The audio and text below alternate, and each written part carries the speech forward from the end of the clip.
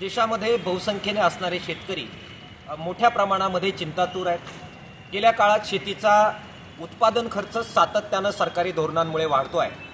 दुसऱ्या बाजूला शेतीमालाचे भाव सरकारी हस्तक्षेपातून पाडले जात आहेत आणि तिसऱ्या बाजूला नैसर्गिक आपत्तीमध्ये शेतीमालाच्या नुकसानीच्या बद्दल जे संरक्षण पीक विम्यातून मिळायला पाहिजे ते शेतकऱ्यांना मिळत नाही।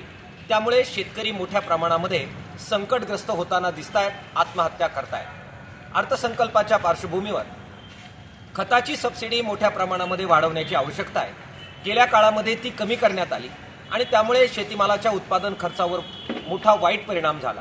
त्याचबरोबर ज्या वेगवेगळ्या प्रकारच्या जीएसटी आणि कर ही शेती उत्पादनांवर, शेती सेवांवर लावण्यात आलेले आहेत, त्यामुळे सुद्धा शेतीमालाचा उत्पादन खर्च सातत्याने वाढतोय।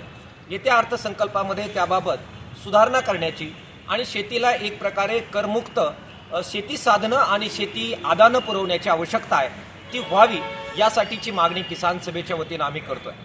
दुसऱ्या बाजूला जे शेतीचं उत्पादन निर्यात केलं जातं त्याला चालना देण्याचं धोरण घेत शेतीमालाला आधारभाव कसा मिळेल याबाबतच्या भूमिका घेण्याची आवश्यकता आहे। गेल्या काळामध्ये शेतीच्या वेगवेगळ्या शेतीविरोधी धोरणांमुळे शेतकरी कर्जबाजारी झालेले आहेत। उद्योगपतींना 13 लाख कोटी रुपयाची कर्जमाफी नजीकच्या काळामध्ये या सरकारनं दिली। शेतकऱ्यांना मात्र कर्जमाफीबद्दल हे सरकार काहीही बोललेलं नाही। त्यामुळे आता कर्जमाफीचा विचार करण्याची वेळ आलेली आहे।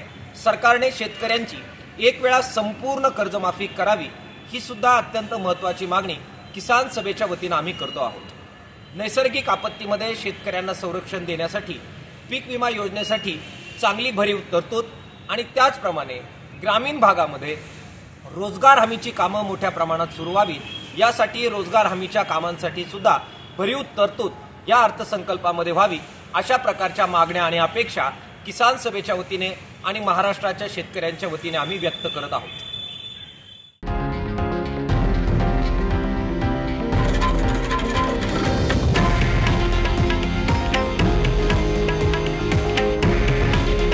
हे आहे देशातील नंबर 1 न्यूज नेटवर्क आणि आपण पाहत आहात TV9 मराठी।